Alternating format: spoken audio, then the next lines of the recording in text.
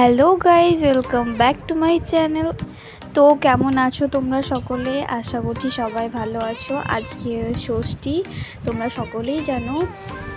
তাই আজ খুব সকাল সকাল উঠে গেছি আর আমি এখন যাব স্নান করতে। স্নান করে এসে রেডি হব।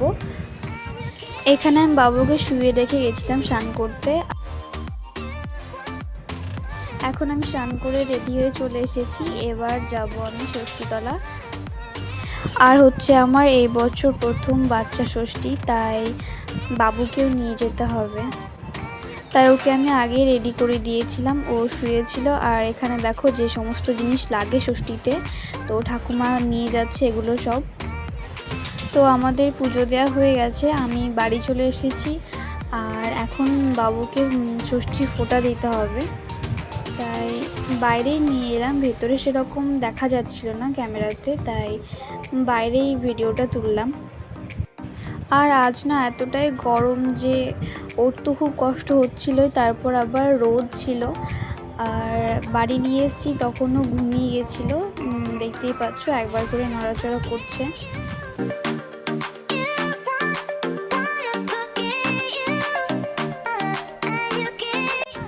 আর এখানে আমি দাদুকেও ধর্ষত বেঁধে দিচ্ছি। আর যেহেতু আমার বড় মা বেঁচে নেই, তাই বাড়িতে বৌমা বা নাতনি যে কেউ দিলেই চলে, তাই আমি বেঁধে দিলাম। আর একটা মজার জিনিস হচ্ছে, যেহেতু বাবুর অন্নপ্রাশন হয়নি, তাই এখন তো কিছুই খেতে পারবে না, এমনকি মুখেও ঠাকানো যাবে না। তাই ওর কাছে খালি বাটিটা দিয়ে আমি শুধু ছবিটাই তুলেছি। যেহেতু খাওয়া তো ওর হবে না, তাই শুধু হাতেই ধরিয়ে দিয়েছিলাম। এখন দেখতেই পাচ্ছ খালি ছবিটা তুলেছি এইভাবে আমি। আরও হাতটা বারবার বাটির ওপর যতবারই চাপাচ্ছি ততবারই হাতটাকে সরিয়ে নিচ্ছে। ওকে দেখে মনে হচ্ছে যেন কোনো ইন্টারেস্ট নেই বাটিটা ধরার। আর এখন আমি ওকে নিয়ে একটুখানি ঘুরছিলাম, কারণ খুব কাঁদতে লেগেছিল। আর যেহেতু খুব গরম, তাই অনেকটাই কষ্ট হচ্ছিল।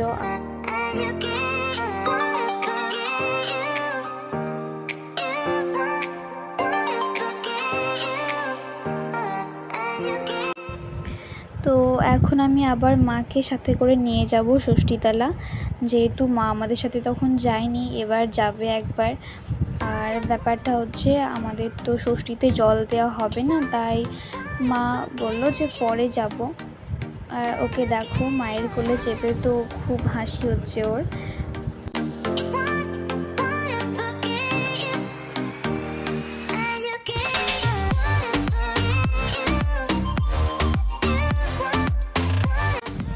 তো এখন আমি যাচ্ছি ষষ্ঠীতলা। দেখতেই পাচ্ছ কতটা রোদ, আর এর মধ্যে সত্যি অনেকটা কষ্ট হচ্ছে বাইরে।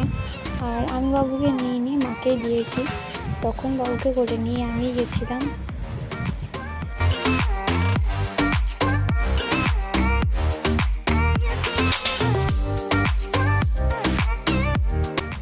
এটা হচ্ছে আমাদের শিব মন্দির, আর এখানেই ষষ্ঠীতলা, এখানেই পুজো হয়। আর দেখতেই পাচ্ছ কত লোক। তো এখন আমি বাড়ি চলে এসেছি। আর এখন আমাদের মা ষষ্ঠীর ব্রতকথা পড়তে হবে, তাই আমি পাশের বাড়ি থেকে বইটা নিয়ে এলাম ব্রতকথার। আর এখন পড়বো। আর একে দেখো শুয়ে আছে বাঁশের পাতা নিয়ে। তো এখন আমি ব্রতটা পড়া শুরু করেছি। বামুনি ছিল, তার তিনটি ছেলে, তিনটি সুন্দরী বউ ছিল। বেশ সুখেই বামুনি সংসার করে, কিন্তু তার মধ্যে মাঝে মাঝে সংসারে একটু একটু ঝগড়াঝাটি হতো, কারণ বামুনির ছোট ছেলের বউ একটু লোভী ছিল। সে লুকিয়ে মাছ দুধ খেয়ে বাড়ির কালো বেড়ালটার নামে দোষ দিত, নিজের দোষ কখনো স্বীকার করতো না। জ্যৈষ্ঠ মাসে আমাদের নিয়ম হচ্ছে যে ব্রতকথা শোনার পরেই জল খেতে হয়, আর তার জন্যই আমরা আগে ব্রতকথাটা পড়ে নিলাম। আর এখন আমাকে মা ফোঁটা দিয়ে দিয়েছে, এবার দিল কোলবাটো। আর একে দেখো জেগে গেছে, তো আমার কোলেই ছিল।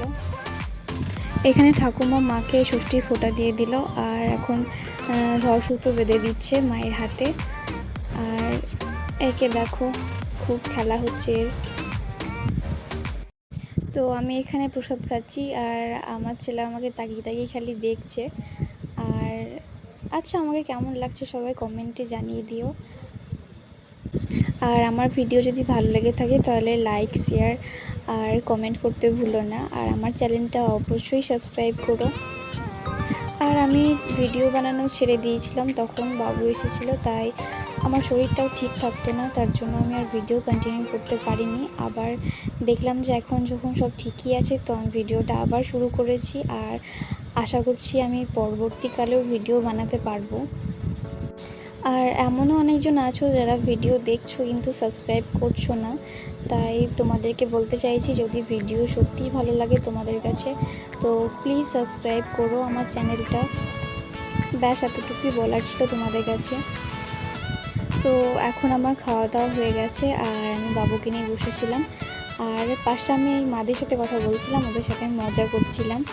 আর আমার বাবু তো কোল ছাড়া ঘুমোয় না, তার জন্য ওকে কোলে নিয়েই বসেছিলাম।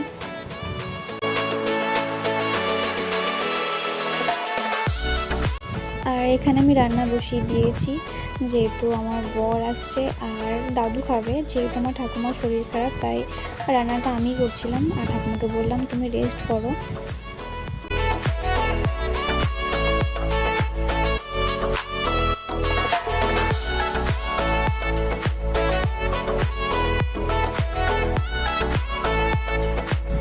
এখন আমার রান্নাবান্না সব কমপ্লিট, আর তারপরে দেখছি ইনি ঢুকছেন। আর ওর আসতে দেরি হয়ে গেছিলো, অনেকটাই দেরি, প্রায় 1:30টার দিকেও এসেছে বাড়ি। আর যেগুলো এনেছে সেগুলো আমি তোমাকে দেখাচ্ছি এখন। একটা কিটক্যাটের চকলেট, অনেকদিন যেহেতু আমি খাইনি তার জন্য আমি চেয়েছিলাম। আর তো তখন তো খাওয়া হবে না, তার জন্য আমি প্রায় 1 মাসের মতো খাইনি। আর দেখো জামা এনেছে, আর এটা হচ্ছে আমার দাদু শ্বশুর আমার ছেলের সাথে প্রথম ছবি। আর এটা আমাদের ছবি বাঁধিয়ে দিয়েছে, তাই আমি দেখতে চেয়েছিলাম বলে আমাকে এনে দেখালো। আর আমার বাবু হয় তারপরে আমার দাদু শ্বশুর মারা গিয়েছে প্রায় কদিন পরেই। আর এখানে দেখো আমার শাশুড়িমা আমার জন্য ফল পাঠিয়ে দিয়েছে অনেক কিছু। আর এটা দেখে সত্যি আমার প্রচণ্ড হাসি পেয়েছিল, সবথেকে বড়। আর এটা নিয়ে খুব মজা করছিলাম আমরা।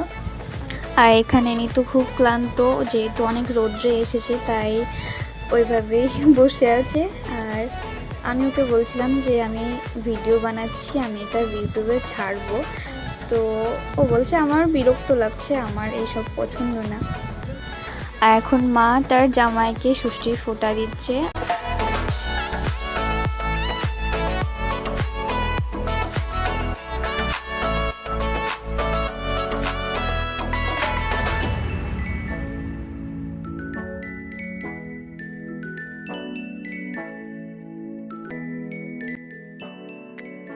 তো এখন আমি ওকে খেতে দিয়ে দিয়েছি, আর এতক্ষণে আমার কাজ শেষ হলো। আর মুখের অবস্থা দেখো কি হয়ে গেছে। আর আজকে এতটাই গরম ছিল যে কি বলবো, শুধু ঘাম ঝরছে মুখ থেকে। তো এখানে ওরা দুজন খেলা করছে, আর ব্লগটা এখানেই শেষ করছি। টাটা।